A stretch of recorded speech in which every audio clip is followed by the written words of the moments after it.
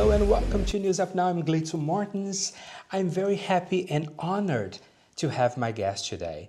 He has been helping individuals battling drug addiction in San Francisco. He is the director of the Castro Country Club. Please welcome Billy Lemon. Thank you so much for being here. Thank you for having me. You have been there for 10 years.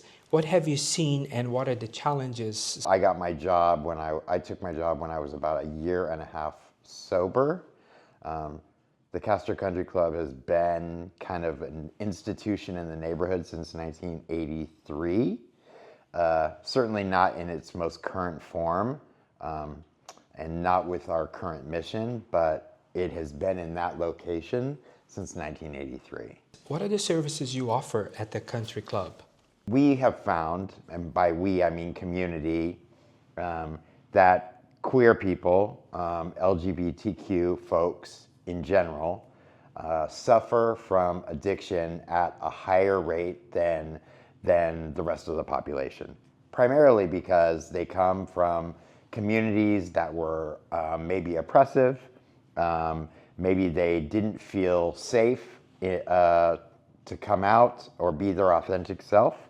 And so when they finally make it to San Francisco, we provide support services through primarily abstinence-based programming. So folks that want to be completely free from the substances that they're having issues with. We provide support services in the form of volunteer activities, a workforce development program that we've been running for about 8 years, co-sponsored by the city and another organization called PRC. So we get people kind of back in the habit of, or back in the swing of working and what that feels like, especially for folks that have been out of the system for a while. And then we really offer support. So it's a drop-in center that is kind of like a home away from home. And so when folks are feeling particularly vulnerable or susceptible to triggers, they can just come and hang out. I've been to the club a couple of times. I met you there once or twice. And you have the coffee place where people hang out too. Mm-hmm. And all those folks are volunteers, right? They're all volunteers. The club, the organization, we have 3 full-time staff people. When I started, we just had me. It was just me. So we've grown the staff. The cafe is still manned by 100% volunteer activity, unless a corporate donor came along and said, we want to give you enough money to pay these people. You here, we have this segment called Faces of the Bay. Usually we like to honor and literally recognize the people who are doing good for the community. And we have some folks who came on camera to talk about the work you're doing. He had such a strong work ethic, and he was really reliable and so sincere and popular, as I said. And so I really had no choice. I had to go with that. Terry used to be he used to have the position you had now. Terry had a really hard job. Terry was the person with the foresight and vision to take the organization from nothing to an actual organization, rather than just literally keeping the lights on and giving people a place to just be. Terry had a vision of how we could organize the club in a structured format and give it a framework that we could actually get funded. This is your husband. We did not date immediately. We were each focused on our sobriety, and then several years after I was several years sober, I asked him out. Yeah, and then he was a volunteer when I started, and then he asked me out, and I said, well, you have to stop volunteering because that's a conflict of interest. So if you're willing to quit volunteering, we can go on a date. And that we have been inseparable since then. How long have you been together? 5 years. Wow. We got married last May. Oh, congratulations. Yeah. How to help someone I mean, we cannot take somebody against their will to a facility to help them, right? No. But how can we help someone who is in need? So there is, I think we are at a fork in the road. I think that for many, many years, I think the folks that we saw at the club were from alcohol and stimulant use, mostly around methamphetamines and cocaine, some Adderall, and then lots of alcohol. But the opioid crisis is a completely different set of circumstances, and I think it's going to be super, super challenging for the city to kind of fully embrace folks. I think that the path to sobriety from opioids is very, very difficult, and I think we're going to have to really lean in and just be generally super kind to folks. You cannot make somebody get sober. You can't make anybody, I mean, you can, but that's not who San Francisco is, I don't think. To be more specific, especially folks that are suffering from opioid use disorder, like it's gonna be very challenging to get all those folks the help that they need.